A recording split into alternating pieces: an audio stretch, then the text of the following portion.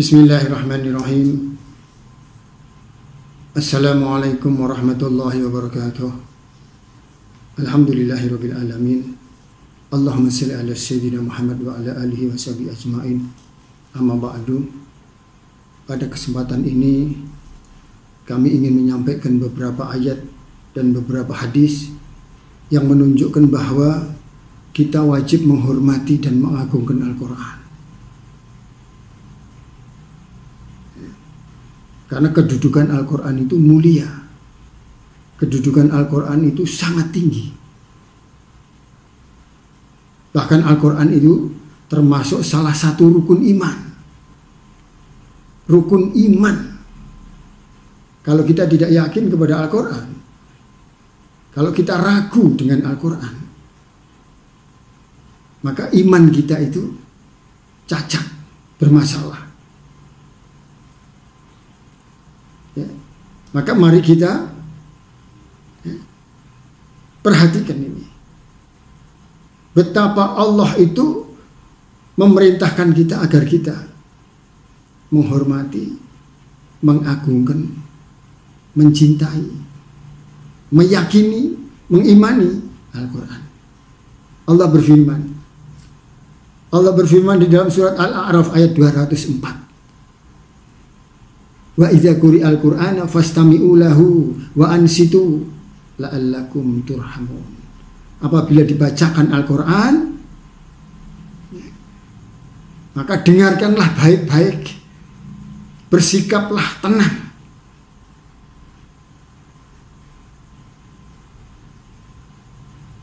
Hormat kepada Al-Quran.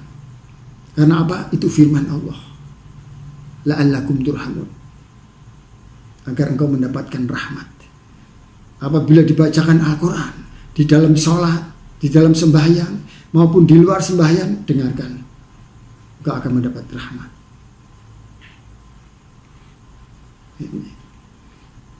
Al-Quran ini sesuatu yang luar biasa. Mari kita perhatikan. Rasulullah diutus untuk menerangkan Al-Quran. Rasulullah diangkat menjadi utusan Allah untuk menjelaskan isi Al-Quran. Surat Al-Ma'idah ayat 57. Allah menyeru kepada Rasul utusannya, ya ayyuhar Rasul, wahai Rasulullah, wahai utusanku, balligh ma unzila ilaika min rabbika. Sampaikan kepada manusia, terangkan kepada manusia. Baligh, ya.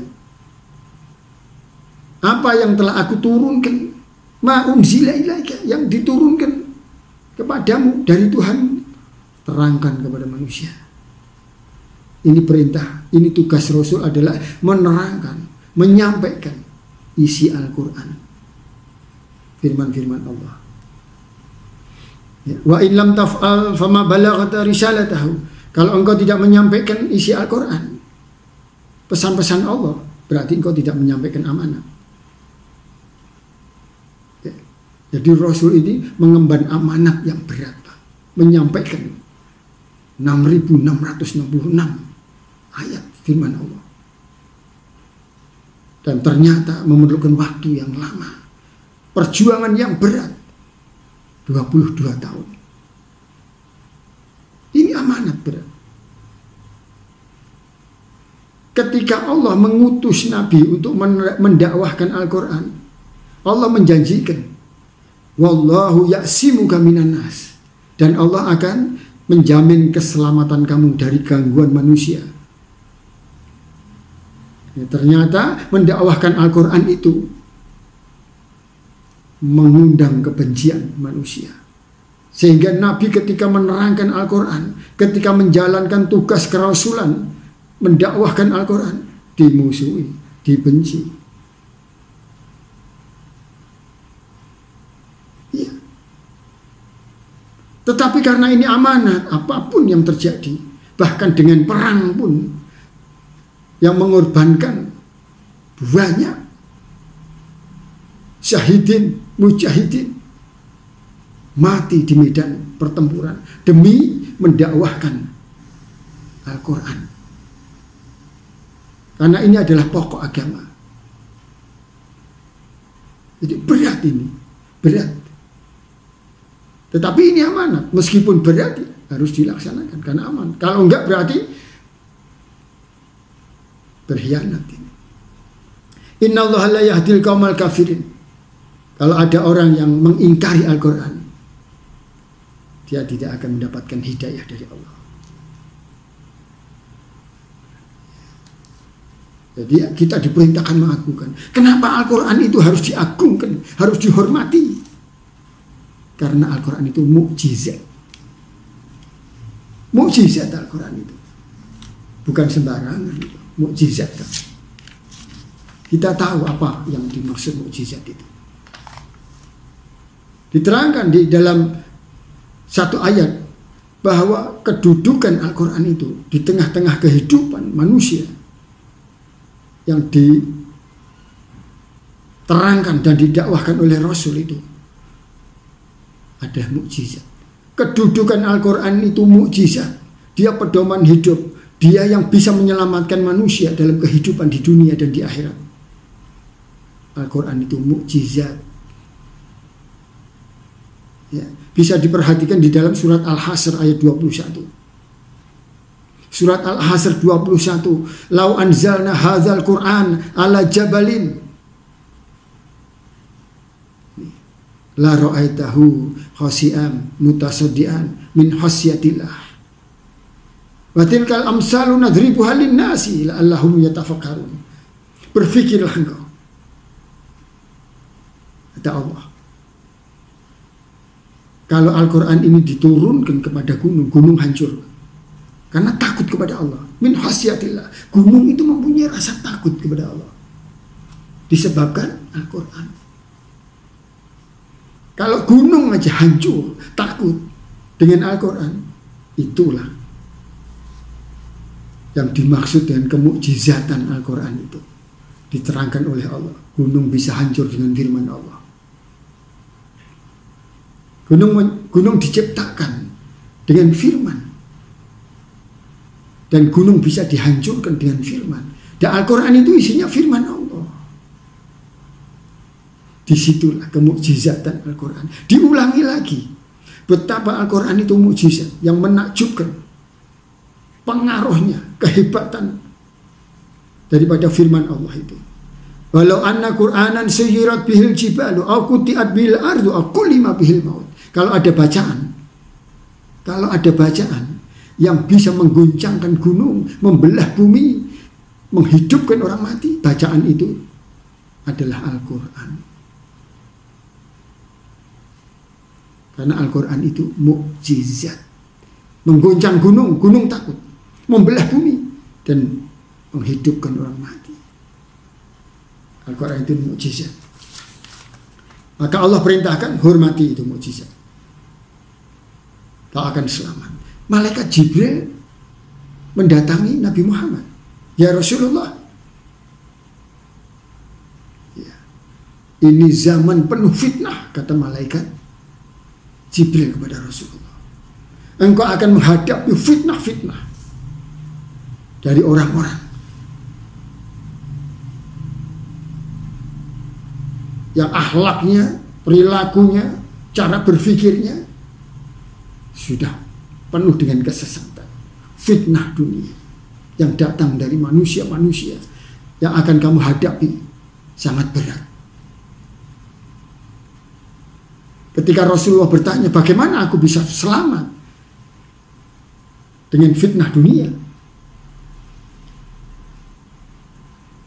Lalu Jibril mengatakan, dengan Al-Quran. Kitab Allah, Al-Quran kamu pelajari, kamu baca. Dia akan menyelamatkan kamu, wahai Muhammad, dari fitnah akhir zaman, dari gangguan manusia.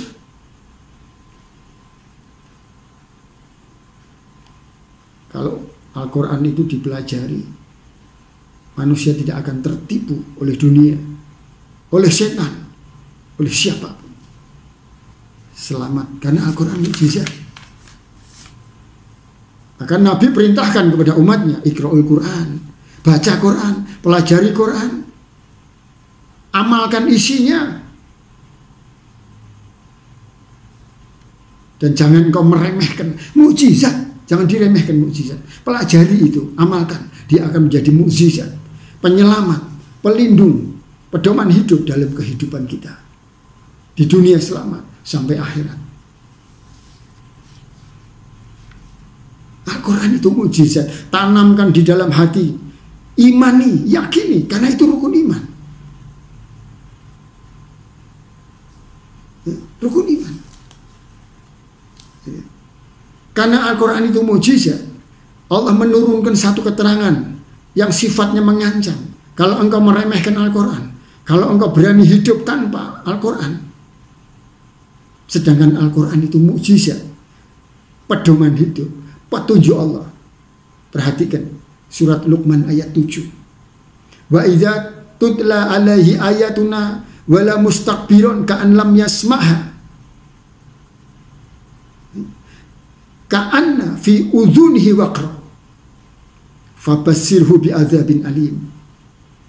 Allah mengingatkan dengan ancaman yang pedih. Kenapa? Kalau dibacakan ayat-ayat Al-Quran, Al-Quran itu mukjizat. Kalau dibacakan firman-firman Allah itu mukjizat. Kemudian mereka bersikap sombong dan tidak mau mendengarkan, maka orang itu diancam, diingatkan dengan azab yang pedih. Jadi jangan bersikap sombong terhadap Al-Quran.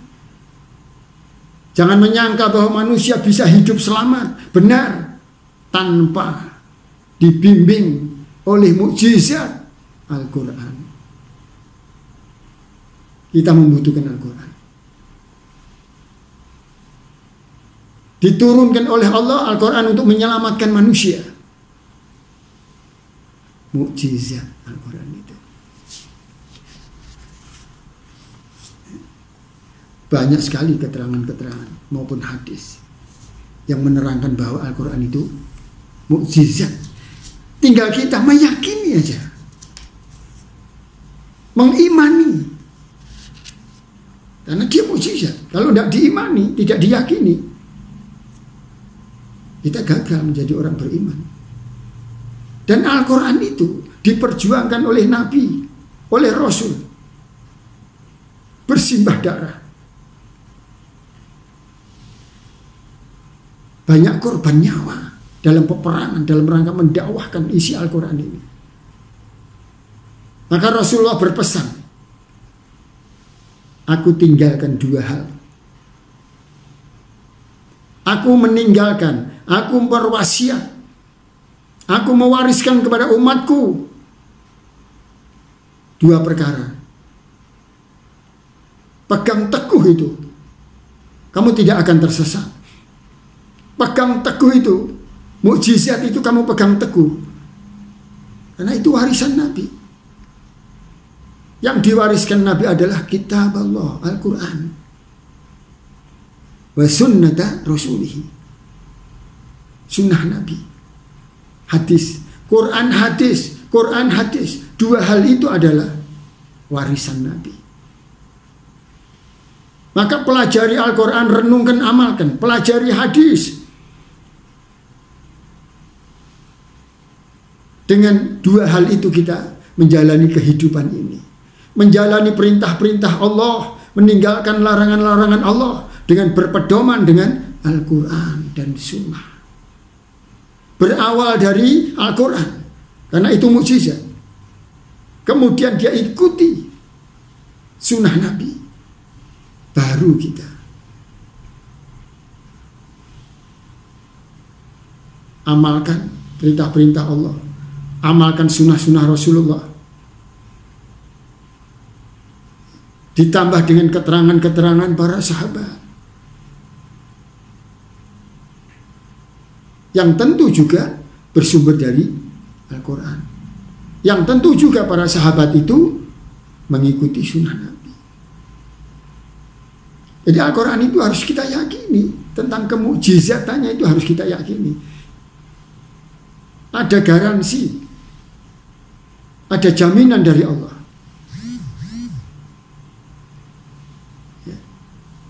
ada jaminan keselamatan, ada ancaman yang keras dan tegas. Wa man ya'su an dzikri. Barang siapa meremehkan ad-dzikri, peringatan Allah yaitu Al-Quran.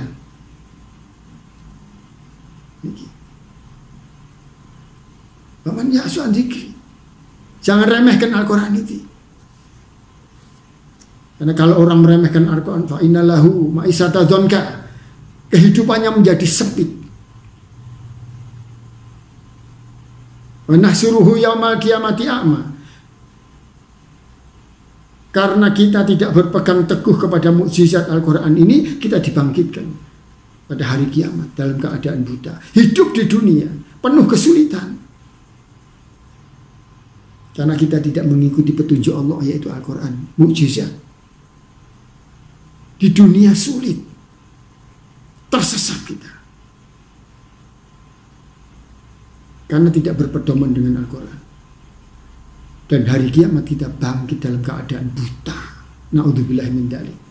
Banyak sekali di dalam Al-Quran itu keterangan-keterangan yang menegaskan bahwa Al-Quran itu mukjizat.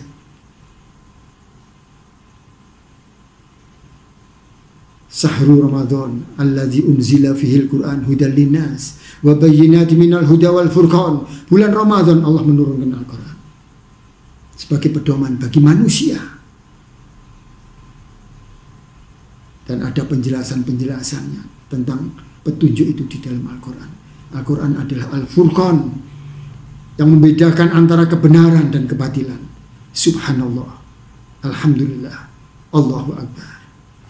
Mari kita yakini kemukjizatan Al-Quran agar kita selamat di dunia hingga akhirat atas ridha Allah, atas rahmat Allah.